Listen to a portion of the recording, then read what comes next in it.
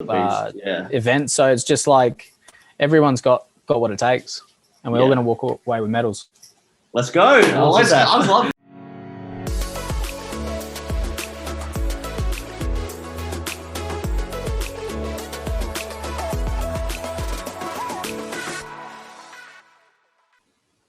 Welcome back to the Outspoken Show. Don't forget to like, comment, subscribe, hit that bell notification. On today's episode of Chatting with Champions, we speak to Alex Winwood, a boxer representing Australia in the flyweight division.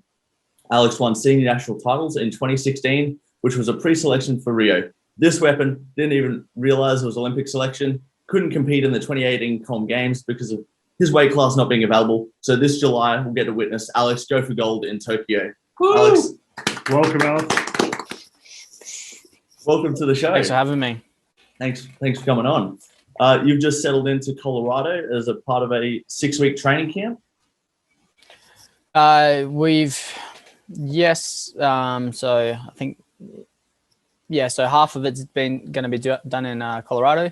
Then we go to Japan early. We'll go into a prefecture down in Miyazaki, join the German national camp, and I think America's going to meet us there as well. So we'll do our last 2 weeks there before we head into the village.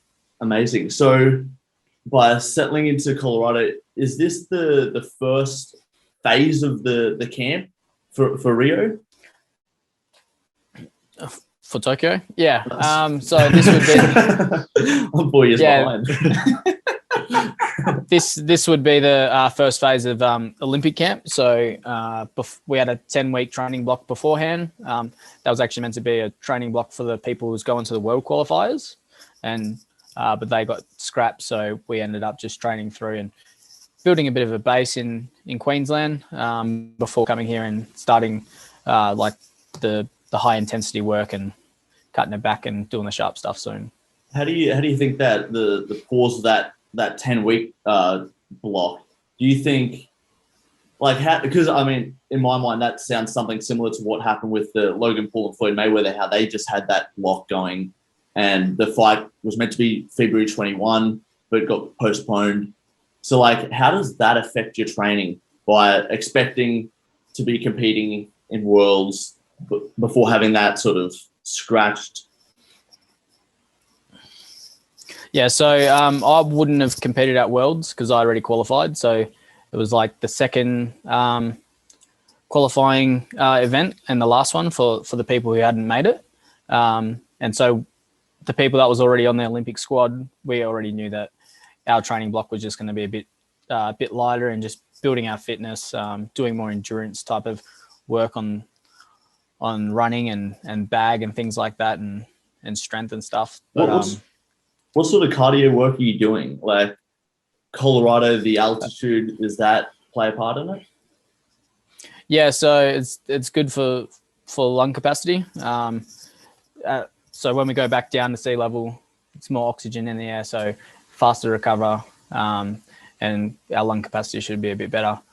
So first week while we've been up here, it's definitely take a bit of a toll. We did some sprints on the second day that we got here. And the week before that we got here, me and Harry was smashing through them. Was meant to get there, doing them in 10 seconds and was doing them in 8 the week before. And then when we got here, we barely made any of them, and far out, it was just a bit open, It was bent over, How long has that adaptation period taken, or is it still coming along? So it's about settled now. So 10 days in and we're feeling good, and it's not affecting us as much. I've seen a couple of people run around with, I believe, things in their mouth or masks. Yeah. What's that do for it? Or is it close to mimicking? So that's meant to mimic high altitude training. So reduces the amount of oxygen you're meant to be able to suck in. There's no real hard evidence whether it is actually working or not. I feel like it's just more just suffocating. I've tried it. I didn't like it. I went on tried to go for a 6K run. I got halfway and I just stopped. I said, stuff this, I took it off and I walked the rest of the way. A few years back, I was like, this is the stupidest thing. Yeah, because I think a lot of people in the athletics community sort of feel the same. They see these mimicking products, and they don't work even slightly close to what the real world has Yeah, been. another one's those Normatec boots. Oh, like yeah. everyone, I think they're going hard on Instagram with ads, but I don't know if they're actually like change. There's no science that actually backs it yet. Your legs just feel good. I don't know. Have you experienced or had to play around with those Normatec boots yet? No, I haven't. Yeah, or I believe they're called Normatec, but they're these boots that wrap around your leg and they compress with oxygen, so almost suffocating your leg, and then they loosen up a little bit, and they're supposed to increase the blood flow from your legs. Yeah. We call them what that compression pants. Yeah, I know what you're talking about. Yeah, I have used them a bit. Things like that. I think it's more like a perceived effect. If you feel good afterwards, that's still a bonus anyways. Like exactly. we've had little chats about this to like recovery experts and that, and they said like whether it makes you recover like 2% better, or like even if you just feel like you feel better, at least it's doing something. But exactly, if you it is what it is. What's your favorite recovery? Ice baths, boots, sleep. Yeah, brilliant.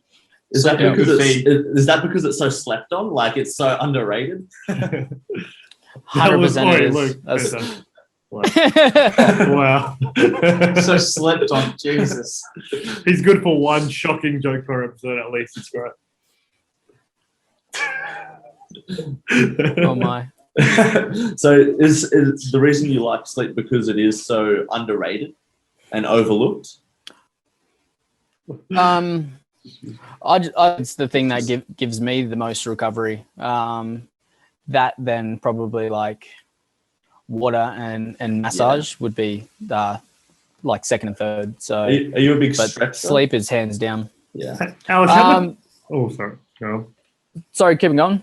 I was going to say, how much sleep do you tend to get a day? Because I wonder if it differs from, I'm sure it would, what we would generally look for, like the 8 hours. Are you looking to get more than that per day? I would, but like I'm not really a great sleeper sometimes. Like when I choose to go to sleep, I can sleep really easy, but we're probably on average right now like 7 hours ish, and then we'll sleep like for an hour or 2 hours a day throughout the training sessions or something like that. So how are you? Well, I was going to say, dude, I'm similar to you in that my sleep is shocking, right? So because of work, I'm at the moment at best getting 5 hours of sleep. I just grabbed a pair of really cheap noise cancelling headphones, and man, my sleep has just improved tenfold. I don't get more hours, but the hours I have feel better. Have you ever tried something like that where you have auditory deprivation? You basically like block off all light from your eyes, wear like a mask or something like that, or you just sort of keel over and just rest as best you can without those sort of aids? Usually when I come into camp, I'll have eye mask and earbuds, just to if I wanted to get a daytime sleep. And recently I just started taking CBD, and I felt like at nighttime that my sleep's just been much more deep, and it's just been really that was something I wanted to bring up because I saw an Instagram post you made, and I can't remember the name of the company with the CBD oil. There's so much I don't know about like the CBD oil space, but everyone talks about the sleep and recovery benefits. How do you feel? Yeah, I just feel like when I woke up that like my sleep was much deeper, almost like because I haven't been getting huge amount of hours, but when I don't take it I haven't been taking it every day. I've taken it when feel like I've been run down throughout the week. Yeah. Then that sleep would be the best out of all of them. So it's a non-psychoactive cannabinoid. So you don't have any trips from it or anything like that. No, there's no THC involved. So, and then how does it feel on your body? Can you like feel a difference in your body by having it? I feel like I when I relax. So when anyone asks me about it, like I think you have to prepare your sleep. So like you do get a little bit more tired about half an hour afterwards, but if you're sitting on your phone, things like that, you won't really pay attention to it. So you need to make the room darker, turn off all the stuff, maybe read a book or something. You'll feel Prep feel yourself a little bit for bed. Yeah, exactly. And how do you feel when you wake up? Do you feel better, more of the same, or groggy? Is it? No, I usually feel really good, like up and about. So really? and most of the other mornings, like, you know, first alarm goes and just like thinking, this is going to be a hard morning. But after taking, you know, like a vial full of that, it's just flying in the morning, Yeah. And in Australia, obviously Colorado, the weed is legal. Australia, is it okay to have? I don't even know. CBD. Yeah. Is it? Do you know? I believe so. The company. The company. Hemcan Yeah. Labs, that they reassured me that everything was all sweet. So they sent it in the mail. I had no problems. Amazing. And it's also not banned through sports anymore, so that's Awesome. also fantastic. Yeah, because I was just going to say, we were talking about it a little bit before, because I believe a girl named Shelby for the US, or trialing for the US track team, ate a bad burrito, and that burrito had a banned substance in it, or some traces of it. She's now got a 4-year ban, so she's not competing. I think I actually read that on the, Facebook the other day. Yeah, but, scary. You know, scary. How frequently? I don't know about it. What do you like? Just skeptical of the burrito, or was it like skeptical of planned? You mean her story? Yeah, I think it's very, you know, I've heard a lot of athletes over time say, you know, they ate some tainted meat or something like that. Okay, yeah. I don't know about it. Yeah, that's very fair. I guess it's almost easier to blame a chef. Yeah, definitely so. Complete. It's so scary though, because if that is true, like, it makes you rethink who you trust. I know Muhammad Ali, when he was obviously fighting, he had someone look over his water just to make sure that no one and boxing back then, even more so than now, was very mob based and very sketchy and fixed. So he would have someone look over his water just to make sure that no one messed with his water, no substances that make him sick or test positive or anything like that. Dude, that's no wonder I've been getting stronger in the gym. Someone out there is just working my shit. Man, whoever's out there helping me out, God bless you, dude. So yeah, I think Floyd Mayweather does the same thing. He puts his water in I'm pretty sure, a briefcase, so no one touches it. Wow, not just his watches then, eh? Yeah, exactly. It's super scary though. What do you expect the Olympic Village to be like when you get there in a couple of weeks? I wouldn't have a clue. Like, we're just gonna have to wait until we find out, because nothing's been released as to. There's two final playbooks to come out to say how the whole Olympic Games and the village and everything will be run. So when they come out, we might have a bit more clearer idea of what's happening. But I guess in terms of, have you spoken to many past Olympians just to sort of figure out like what's the vibe in there? Yeah, do you have like physios running around everywhere helping each other out? Is it just empty and everyone's focusing on their own shit? Or I don't know. You hear the stories of the condoms just getting thrown out like cotton candy. Like is it a sex crazed orgy, or is everyone honed in on their sport? Yeah, so I think any other Olympics is going to be completely different to this. At one stage, I think it was like we couldn't interact with like any other sport or like even like our own countrymen and that. So it was pretty much going to be confined to our room. Now I think it's a little bit more looser. So it really don't know how it's going to pan out. So, but they have assured us that we're going to be able to move around and like within the Australian team where we're staying and like see the other competitors and that. But I don't know if we're allowed to go watch like, you know, the track and field or basketball or anything. So damn, see. That'd be sick to go watch the basketball. That's exactly what I wanted to do. Are you a basketball fan? Nah, but you know, there's greatness there, and that's all. I'm a greatness fan. Yeah, that's so true. I'm really glad you said that, because I mean, I'm not a basketball dude. I know bugger all about the rules, but it is really great when you see greatness. I mean, you just have to acknowledge it. You can't go, oh, that's luck. No. He's really good at the sport. The Simple as pinnacle of that. any 100%. sport. Yeah. Yeah, there's an appreciation that comes with. You've got the pros and the really good people, which is exactly. what most young athletes aspire to be, and then you've got the greats, the LeBron James, which the good, the pros aspire to be. Exactly. It's just like the 1% of the 1%. It's really something else. Alex, do you have a role model in the greatness category?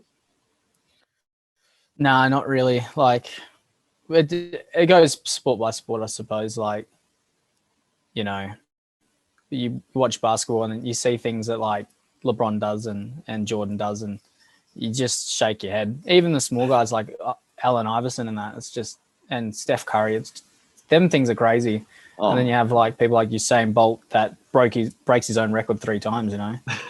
That's some, like, it's so hard to just fathom to do that, to be the best in the world, to be number one, and then like you're literally battling yourself because there's no one else you could verse to try and beat. You're trying to beat yourself, and it's almost more difficult.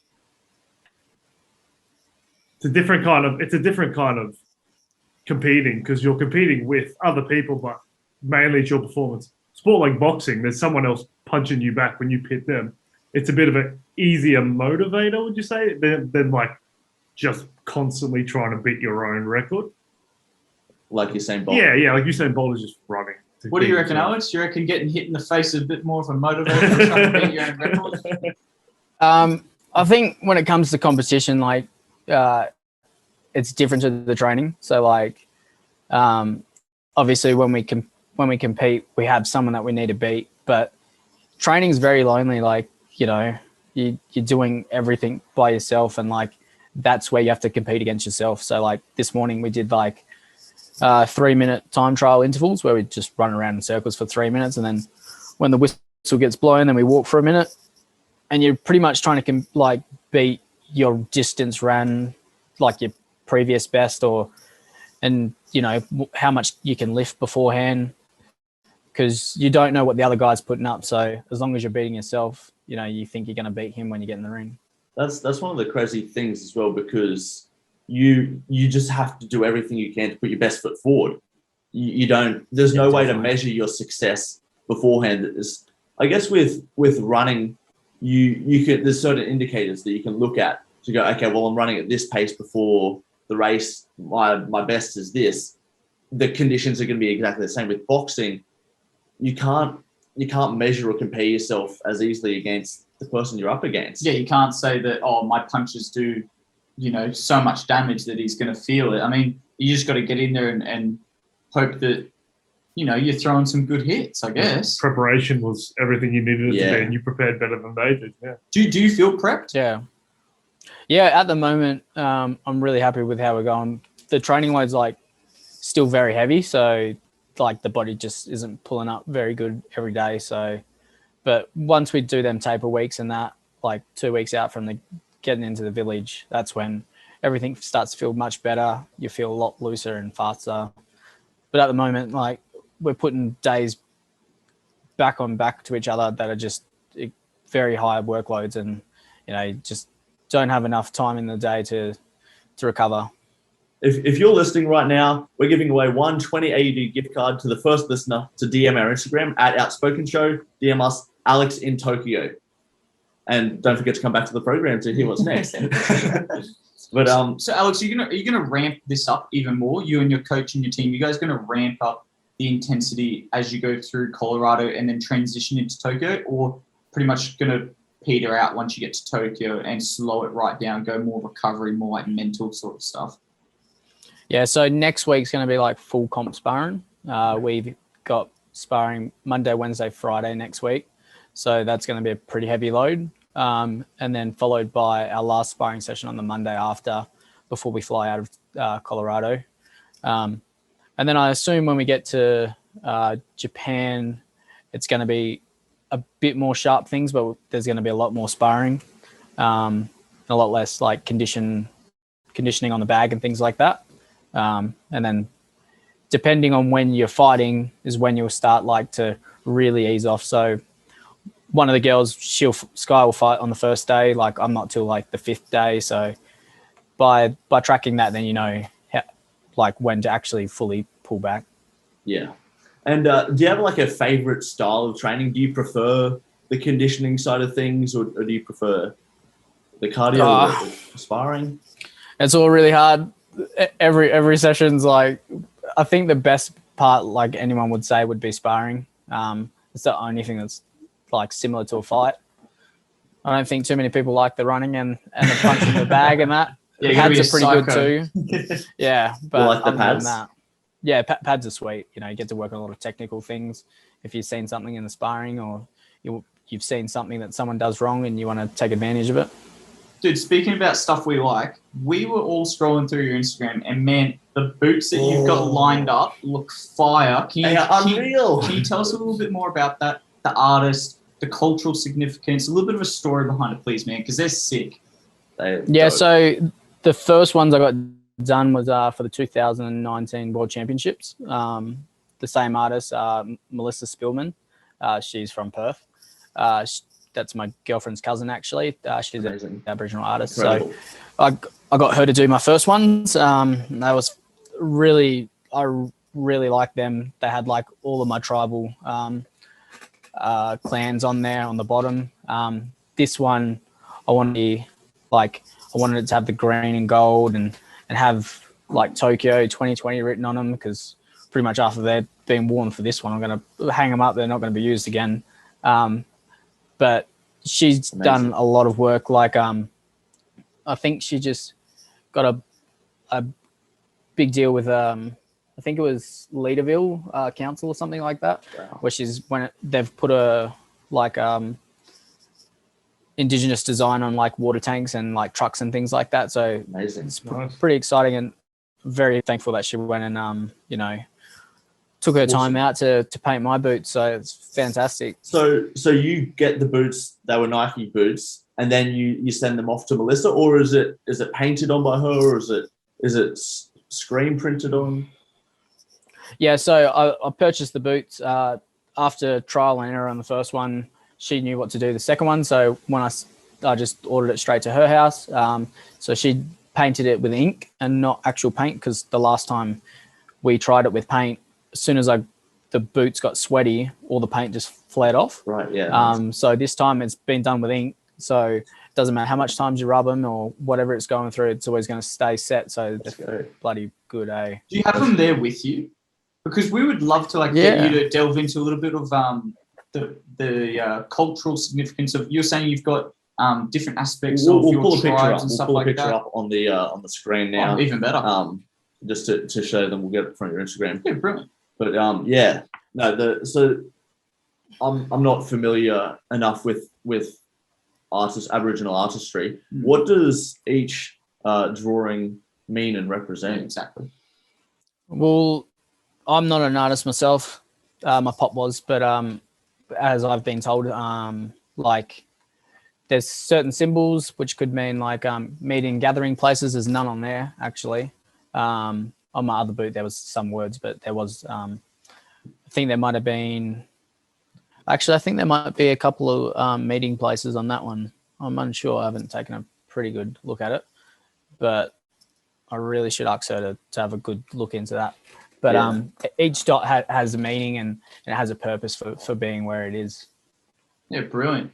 I just think it's sick to have some Aboriginal flair like on the world stage. I mean, people from Japan probably don't see it very often, so it's going to be really awesome for them. I know that they really go out and support these big events.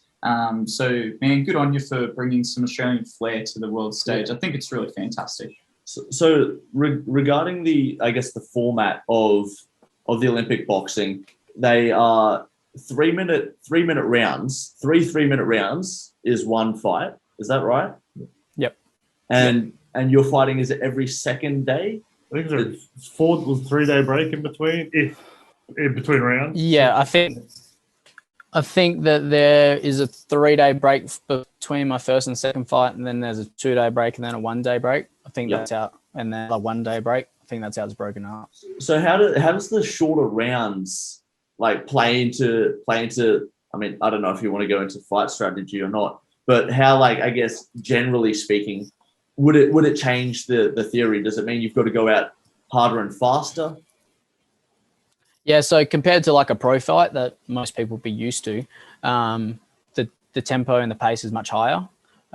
We only have a small amount of time to work with. So where they talk about score, like point scoring, it's not actually point scoring anymore. It's the same scoring of the fight, but when it's in a sense like when you're talking about point scoring, you're talking about punches landed, significant blows, so that way you're racking up them points to win that round by a 10-9 or a 10-8, unless you get a stoppage, you know.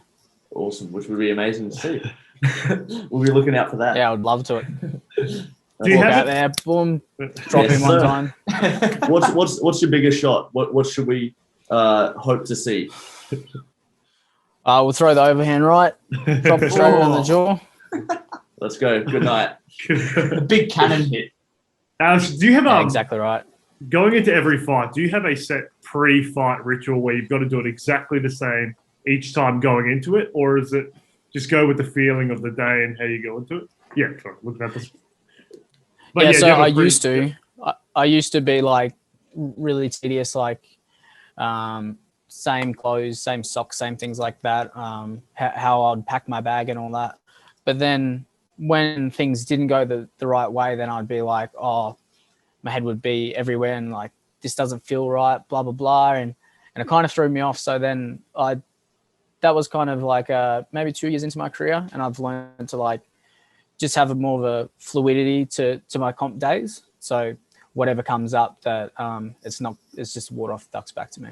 Be like water, as Bruce Lee said. Yes. Do you believe in that? Is that how you feel about it?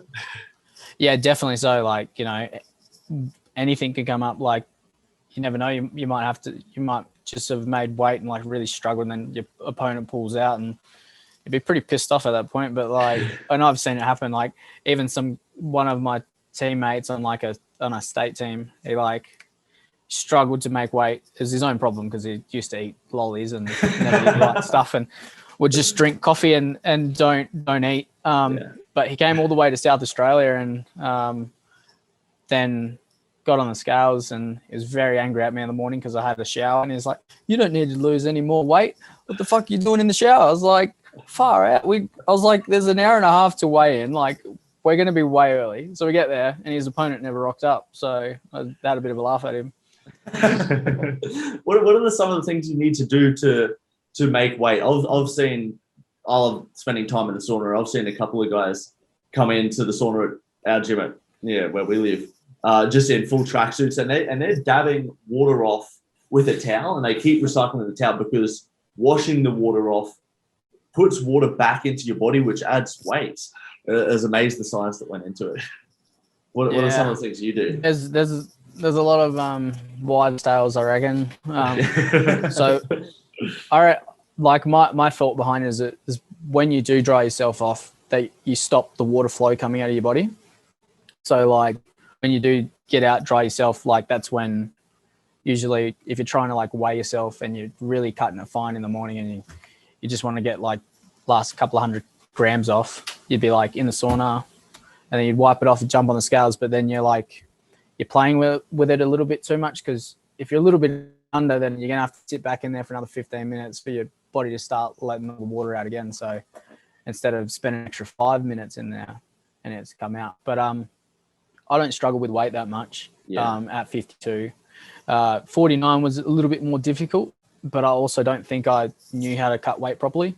So most of my weight cutting is just done through dieting and cutting back on meal sizes and portions and things like that, and not drinking too much Coke. Yeah, how's it feel though? Like, I guess going through the sort of a cut, like you said, you don't struggle too much, but restricting your meal sizes while still pulling these big training weeks. Yeah. So at the moment, that's how it's feeling. It's like you're not giving your body what it needs to recover, and you're feeling sore every day, and it's not not a great time.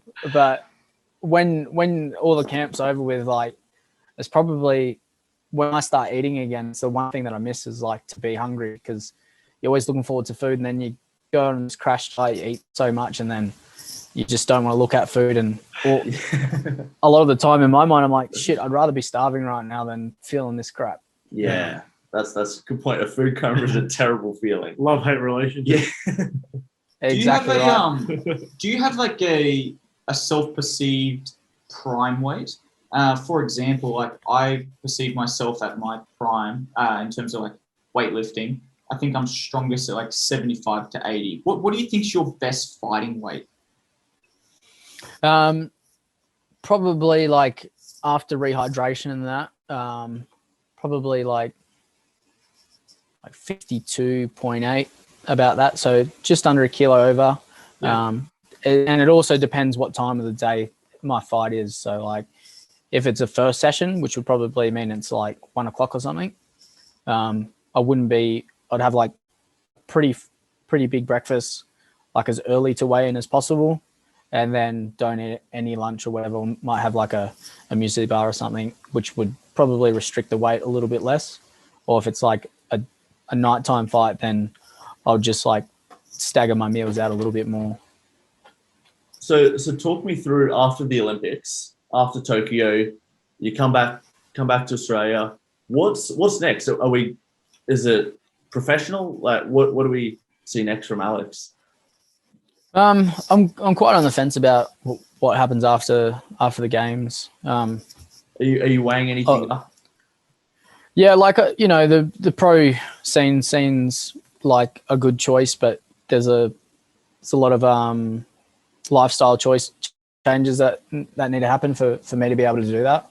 Like I'm located in Perth, and it's just not a good situation to turn pro over there. So obviously, and I got a job too that I need to finish my apprenticeship. So a lot of thought and planning needs to go into it before I really pull the trigger on it. Have you had that conversation with your girlfriend, whether you're relocating out of Perth or? Yeah, so we've talked about it a fair bit over like the last year and a bit now. Especially like there's been a bit of interest through one certain coach over in Queensland. So Can you say who that is? Oh, it would be like where the Maloney brothers train. If you know, yeah. So because I had started sparring them like a few years back. I think it was 2019. I went and did a week there with them. I messaged them on Instagram. That was really polite. They just said, "Yeah, come over." So me and my coach went over there. We sparred them for a week, and then their coach was like, "Oh, you're pretty decent. So why don't you turn in pro?" But I was like, "I want to go to the games. That was my ultimate goal." So didn't take the offer up, and then went back there, sparred again, and kept on dropping the question and started messaging me and that. And I was like, well, after the games, we'll see what happens. And I think for a small guy, their gym's probably the best in the country to start training out of and like to be a part of. They've got all the best small men boxing. That's good, man. Like I really hear what you're saying. Like when you've got the best small men in the country, you want to be amongst the best. Surrounding yourself. It really sounds like that suits, I guess, your future goals pretty well. If it is to stick with the pro boxing. Yeah, exactly. That's if you want to stick with the pro boxing, if you want to like develop your career in that direction. Is there anything else, or this is sort of like one of your main way ups at the minute? It'd be that, or probably stay amateur. But nowadays, the amateurs aren't really amateur anymore. You got pro guys being able to go to the Com Games now and the Olympics, and so it's like, there's nothing keeping us just amateur anymore, really. So as long as all the blocks fall in place, that's probably where I'll end up.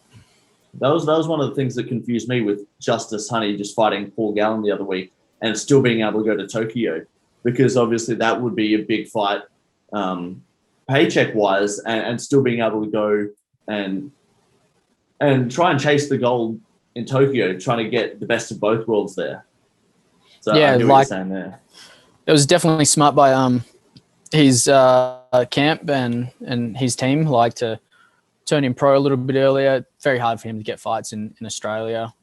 So I hopefully everything worked out for him. I'm pretty sure that he'd had a great camp. We're going to see him in Japan early as well. So, you know, I'm very keen to see the big fella. It's been a little while since he's been in camp. Like, he did a couple of training sessions with us when he was in Queensland, but none of the boxing ones. So it'd be really good to have him around again. Is that because he was doing his own prep for the Gallon fight? Yeah, and all the other small bouts in between. So all of us as a camp pretty much went and watched him, all of his fights except for the two that he had in New South Wales. Yeah. Dude, one of the things I just wanted to bring up there, you call him the big fella. Are some of these guys, I guess, like role models in terms of how you go about honing your craft? Do you look to them and say, hey, man, look, I'm really struggling with the way that, like, I portion my meals. What do you do? I'm really struggling with the movement on this left hook. How do you go about it? Are you I reckon sort it's of probably the chained to other way them? around. But is it like What I mean is, like, do you have role models in the camp that you go and talk to other than your coach, other than your training staff? Yeah, like, you know, we all give feedback to each other if we see fit. And no one has egos here, so it's, you know, really good, friendly environment to be able to be open to each other like that. And the Maloney's are especially like that. Like, they're so cool guys. I see them as like role models and things like that. Especially like I want to know how they think when they're in the boxing ring and that, especially when I spar them. And I have no ego towards them, and they don't have one towards me. So when I ask them questions about, like, how do I get better? What did you see today that I needed to stop doing or need to do more of? You know, they don't hold words back, which is fantastic. That's brilliant. Have you asked their advice about the Olympics? Because, I mean, I think, was it Alex that got the gold? Andrew won gold at Com Games. Yeah. Have you spoken to him? Just the pro game and the amateur game is very different, but you know they've just told me slight things that I need to work on, and just that don't box to when I spar them, we're boxing more at a pro pace, not an amateur pace. So they're just like, you know, it's good what you're doing in here, but you need to up your work rate. And I was like, yeah, you know, it's easy said than done, especially when I'm jumping in with them. Like, try up the work rate and they'll shut it down pretty quick. So, no, they're really good. Yeah. But you've been, I guess, like, going back to 2016, you qualified for the Olympics. 2018, the Comp Games, they didn't have your class available. But you've been, by the sounds of it, very set on competing at the Olympics and chasing that gold. Yeah, definitely. Like, it's like, you know, I found myself in a situation where I could have qualified for Rio quite early in my boxing career. I think I was like 2 years into it, or 3 years, It's which insane. Wow. But yeah, it was very, very fast, and something that my boxing ability wasn't ready for. Mentally, probably I wasn't either. If it was the old system, qualifying through Oceania, I would have went, and then probably just got battered and bruised.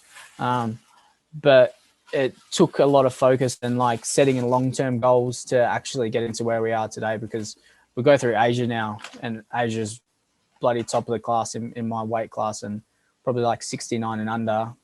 You got all the Olympic champions and all the world medalists, and so we're not fighting chumps. So we really had to rise to that standard to actually qualify. So a lot of the other former Olympians kind of got a very much easier road to get to the games by going just through Oceania, where they're fighting New Zealand and PNG and a couple other smaller islander countries. But, you know, now that it's going through Asia, a lot of them countries won't get a shot, because either they need to put a lot more funding into their boxing to go versus these other guys, or something needs to happen, because what's the go with that? Because there seems to be a very small amount of funding supporting. How can that improve? I think, like, what needs? We need to win medals, and that's what it comes down to. I think for us right now, our responsibility is to win them medals, to give next generation funding to be able to, like, come from juniors and that and all the way through, and lift our medal placements on world stages and things like that as a country. Wow. So do you look at this as more like a holistic thing rather than like I, Alex, want to get a goal just to say that like when I'm on my deathbed, I got a goal. Rather, you look at it as it's now my responsibility to provide a pathway. To provide that pathway and to set the next generations up. Is that sort of correct in me saying that? Yeah, definitely. So like, I understand that it's going to be my achievement at the end of the day, but the flow-on effect afterwards, the butterfly effect, is going to be that we're going to have a lot better system and a lot more funding for the next generation. So that's why I'm so keen on seeing how well we go. I think this is like the most talented team that we've ever sent. Wow. We don't just have Brilliant. one or two, good boxers. Everyone that's there, because they've needed to qualify this way, everyone's got a chance, and it's ridiculous. So talk us through, what would your predictions be? Where do you put Sky? Where do you put Where do you put Justice? Gold for Alex. Gold for Alex. I think that everyone's performed against top level opponents, and we can all beat them. Like Justice obviously walked away with a medal, and he was sick. And there's obviously in the news the other day, like with Gallon saying, "Oh, you quit," blah blah blah. Man, I was there. I seen how sick he was, and for him to beat the world number 4, I'm pretty sure, when he was that crook, it was ridiculous. I was like, this man is a superstar. And I've been in there with the best. Paul just beat the world number 2 on his first international, another beast, event. So it's just like everyone's got what it takes, and we're all going to walk away with medals. Let's go. I like that. I love it. Dude, this confidence that's brilliant. Let's go. Man, when did you switch into boxing? Because I was looking at some of your Instagram stuff. You've obviously had like a passion for sports and athletics since you're, knee high, ankle biter type stuff. When did you realize like, oh shit, like this boxing stuff is what I love and I would love to put all my time and effort into it? I think it was about when I was like 17, year 12. I kind of give up all the other sports and just focused on boxing and started doing it pretty much like every day of the week at that point. Obviously from what's that? No, I was just gonna say, was there something that made you go, I need to put my eggs in one basket here? No, it was my coach saying, "No, mate, you need to give up everything else or don't worry about this." And I went, yeah, fair enough. So no, it was the best decision I've ever made. And I didn't make it out of just like, I only had a handful of fights then, so it wasn't really like that I went and done anything spectacular. It was more the fact that like my relationship with him meant a lot to me. And for him to say like, look, I think you got something here. I really put all my trust in him and just stuck to the plan that he put out, and the rest is history. Would that be hard? Are you still training with this coach? Yes, I am.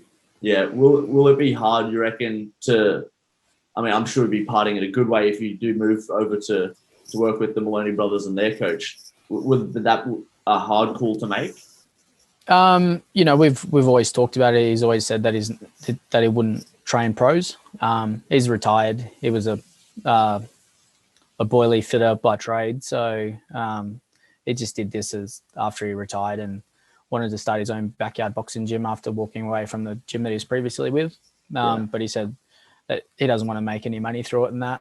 And there's a lot that comes with the pro scene. It's more full on than the amateurs. Yeah. But he will always be within my team, he's a father figure to me. So, that even if I'm training with someone else, he's always going to call me and things like that. That's awesome. Yeah, it's lovely that you found a mentor so early in life that you can draw on. I mean, even when he's no longer a massive aspect of it, as you said, you can still have someone to call and still get a little bit of advice, like those motivating words. That's brilliant. Yeah, definitely. Just with all these exhibition fights, is there anyone that like after Tokyo you want to mess around with? Or would he's like, yeah, let's fight Deji. Let's fight KSI. Is there anyone that, if it's it could be a TikToker or a musician, or a Man, if I could do what Floyd does and like fight some YouTuber or some TikToker and like earn that amount of money, or even like 1% of that, Get a bank. I would be hands down doing it, definitely. But Dude, well, maybe you should. Maybe like after the Olympics, just start like cold DMing like hundreds of accounts, just being like, man, I know you only got 50 followers, but I'll fight you in the ring. And then just tee up this massive exhibition. Yeah, but like, is that a thought? Because it's becoming very real that's like pathway for some people. Yeah, and a huge moneymaker for a lot of people. Yeah, because like at the end of the difference between boxing and anything else is that like you're not a sports person, you're an entertainer. Yeah. So it's not that you're getting paid from like a franchise or something. You're paid to entertain them. So someone has to physically get the money out of their pocket and give it to you. And unless you're entertaining enough, or you can draw them crowds, like, and that's what Floyd's very smart in from getting Logan Paul, because Logan Paul has a big following, so they both know how to draw a big crowd. So it makes a lot of sense in a way. Definitely. I mean, and like we've spoke about, like McGregor is obviously a great fighter, but he's probably an even better entertainer than he is a fighter. Yeah. And just definitely so. And just talking about like the pay comparison between like equally good like fighters, but the pay is just so much more. People pay a premium for the entertainment that you get from a Conor McGregor press conference, from the show that is the McGregor show. There's so much more definitely. that comes with it. You know, like that's what draws the crowd is like. Sorry, keep going. You keep going, man. Sorry. Yeah, that's like boxing used to do like a 24/7, so it was like a couple of half-hour shows before a big fight. That's how they'd sell it. It'd be on Foxtel, and those were like pretty well done. There'd be a bit of trash talk at the training camps and things like that, and then it'd be like at the end of it, on May 5th, there's this fight, blah blah blah, buy now for a discounted price. So, but you know, Conor's really good at stirring up like controversy in that, and getting everyone to want to see him either lose or win, and at the end of the day, they're all paying. Yeah, it doesn't matter whether they're rooting for you or rooting against you. If they're paying, you've done your job. I mean, Conor, I was reading back on and watching some of his like old press conferences, and there's one where he's fighting a Brazilian fighter, and basically all of the crowd starts booing him, and he talks about like his heritage and saying that because he's a McGregor, if it was back in the medieval days, he'd ride down a horseback and like slay them with a sword and shit. It's like it's really funny how these guys just go through whatever hurdles to bring the crowd. Do you reckon that that's something you're keen on? Do you like that sort of crowd building stuff, or you're more like the amateur scene where you like the solitary one-on-one type of stuff? Yeah, like I understand that. Like, you know, you have to draw a crowd. And I don't have that type of persona to be out there and like I don't know, do what Floyd and all that do. But yeah, I think there's many different ways to go about it, and I think that's a very easy way to draw people in. It's like to act a goat and things like that.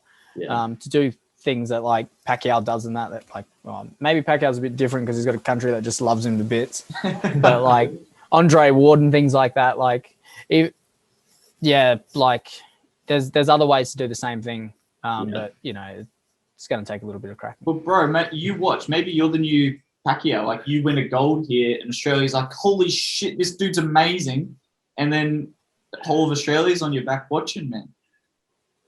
Yeah, or I could do what you do and just give little shout outs in the middle of the podcast and say, hey, you come and watch my fight, I'll give you $300. And then, you know.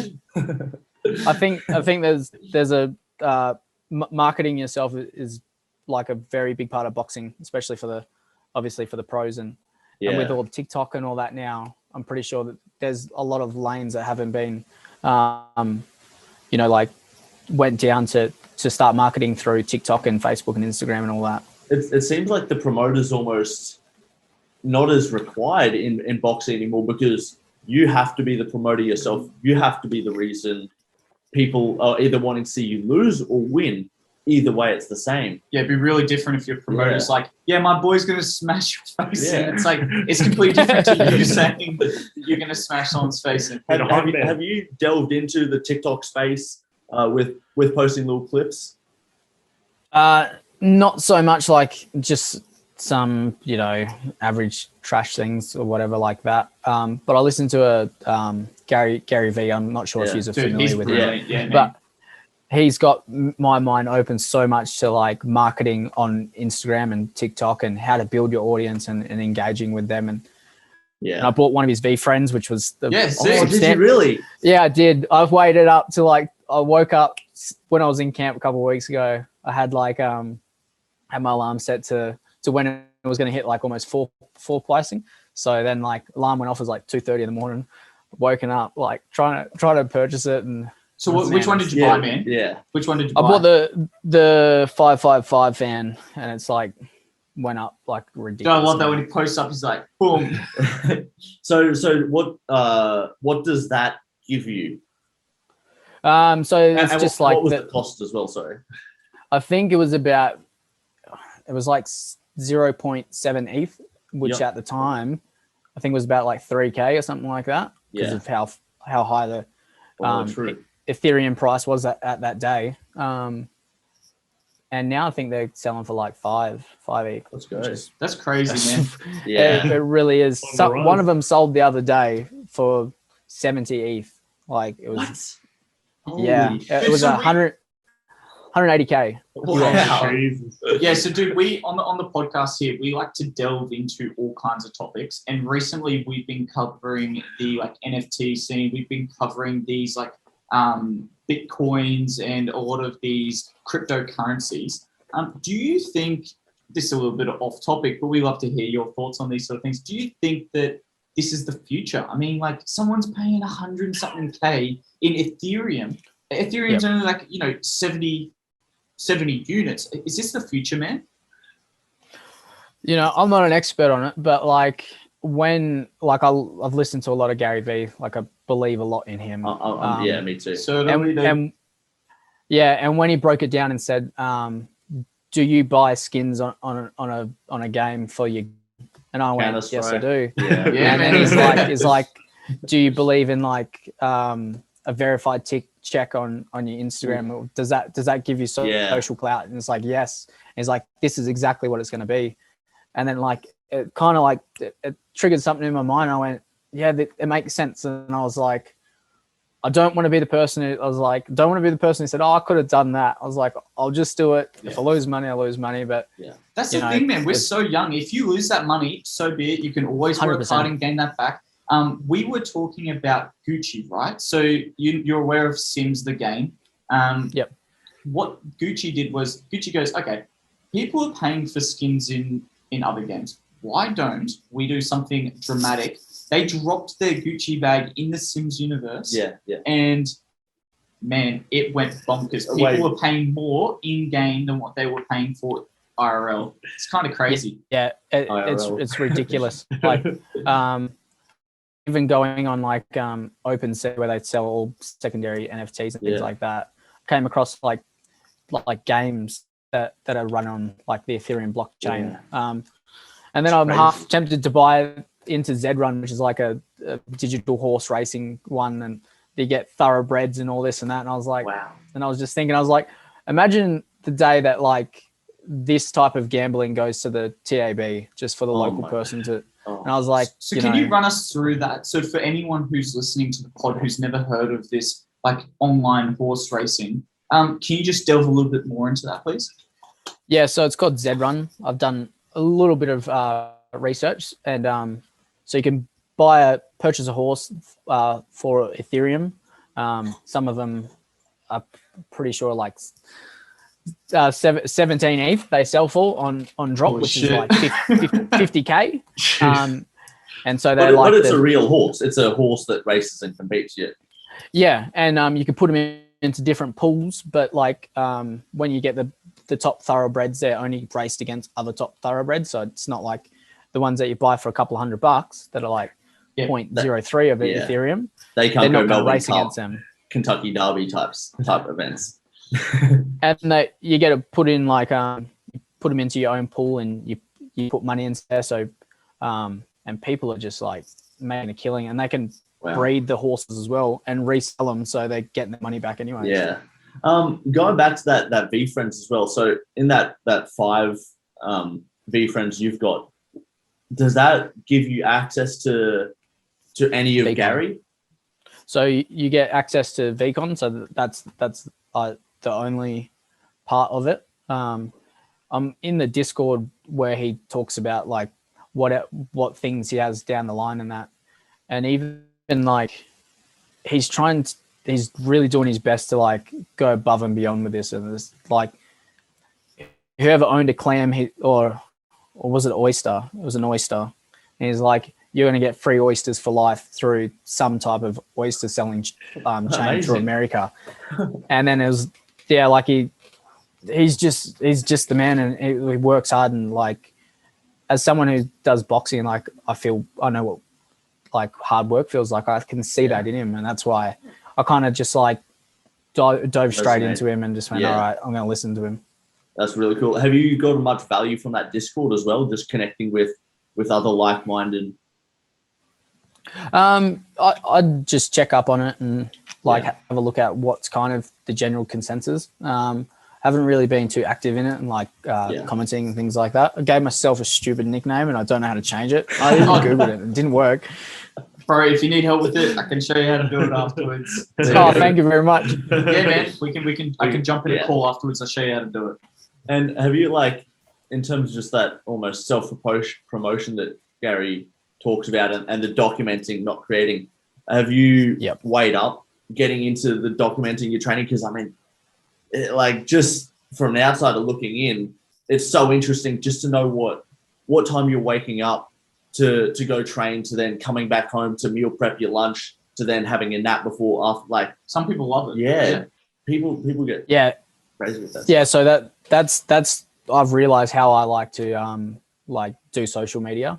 Not that I put a huge amount up, but when I do do more documenting instead of like photos or just training videos, like when I talk to the camera, whether it's about sports or just how I feel, I get a lot more feedback from that. So I found like that was the better way, how kind of Gary goes about his life. He talks a little bit and things like that. It seems more real, man. It seems real to express yourself in that manner. This whole like highlight reel Instagram, I feel like that's a little bit of bullshit. And Gary, it's really interesting that you're like a massive fan of Gary and supporter of Gary, because he promotes this, get away from the fake shit, just promote yourself in all of your glory and show them the nitty gritty day to day. And I guess D-Rock, Gary's photographer and videographer, he does that perfectly. He highlights Gary in all of the shit scenarios, all of the good scenarios. It's cool that you're sort of taking that on as well. I personally try to do that, and we're delving into that as well. I think it like I started actually when we got on the plane coming over here, and I did like a little vlog. So awesome. Even on there, I was like, I'll just do little bits here and there, and then probably after the games, post a little bit of content up and just show everyone like what camp was like and how everyone was feeling and how I was feeling and what was going through my mind and stuff. Because there's a lot of downtime, so there's a lot of time to just, I think, do a little bit of vlogging and things like that. I reckon it's going to be a very interesting part, because I don't think too many people have been able to, unless it was like Usain Bolt's documentary, I don't think there's too many times that anyone else has been able to like document like their Olympic Games prep until like, Rio. Well, yeah, there's not been many opportunities for it back in history because it was never as, I guess, accessible as it is now. So yeah, definitely agree with that. And it's exciting. Like, you hear rumors of the Olympic Village, and obviously this year's will be completely unlike any other year. So just even knowing and seeing and experiencing almost what that's like, I'm excited to see it. Yeah, hopefully I get a couple of good like little clips here and there and sound bites and things. And I think obviously, like as I was saying, you have to be an entertainer. So I understand that I need to like push my social media because I've been really lazy like over the whole time that I've ever had it. But now after watching Gary, I understand that if boxing is what I want to do, I need to be able to grow my social media, and I have to know how to engage on Instagram compared to like Facebook and then TikTok, and they're all different ways that you have to communicate on there. Yeah. I mean, like, just for us, I mean, TikTok's been a very easy way, and it's something you've probably heard from Gary talk about as well, just because of the organic potential. On my TikTok personally, one of the most stupid videos got 3.6 million views last year. Like, it's actually dumb, the video, and it actually frustrates me because all the other good videos I've done since then haven't done as well. But like this one, like The dumb stuff. it boggles my mind. You know the one that boggles my mind? There's a video on TikTok. This dude, he gets his shirt stuck in the door. He's like trying to pull his shirt out. He's like, oh fuck, I can't get it out. All right, grab a pair of scissors. So he chops the side of his shirt open, and he got millions of views. It's like a life hack thing. Like if your shirt ever gets stuck, just chop a hole in it, mate. You'll be right.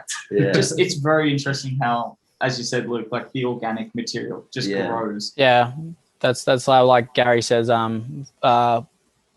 what is it? Volume, not quality, quantity, not quality. Yeah, it's exactly. like you don't know what other people think is quality. It's like that's your own perspective. And I was like, that's a really good point. And like whenever I talk to anyone about that, they disagree with me, and I'm like, I think this other man knows more than me. So like, and that just goes to show, like, some things just go viral, and you just go. Yeah. Have you ever watched the video where the guy teaches you how to get through a gate the fastest? Oh. He's a comedian.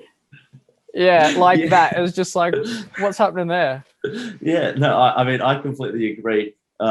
Same sort of thought as well. And there's episodes that I've done that I vibe with more than others, and then there'll be somewhere I'm not feeling, and then everyone loves it, and I'm like, oh, so like my mind obviously just has no idea what like other people like. Yeah, have a good general scoop of everyone. Yeah. So yeah, just I don't know. I just like to go with quantity as well. Well, there's Harry. Oh, there's the big H dog. Is that a mullet we see? The big H train. Yes, he's always sported that since I've known him. Brilliant. That's awesome. What's the craziest haircut you've had, mate? I used to. You probably find on my Instagram. Like, I have really curly hair, like really curly long hair. When I grow it out, a couple of years ago, like I grew it out and then I had like this big mushroom top with the undercut. And I'm glad I don't have that anymore. Yeah, legendary. It's been unreal chatting with you, Alex. I'm just going to end the recording now. But July 28th, watch Alex Winwood go for gold. Good luck in Tokyo, mate. Cheers, buddy. See you, brother.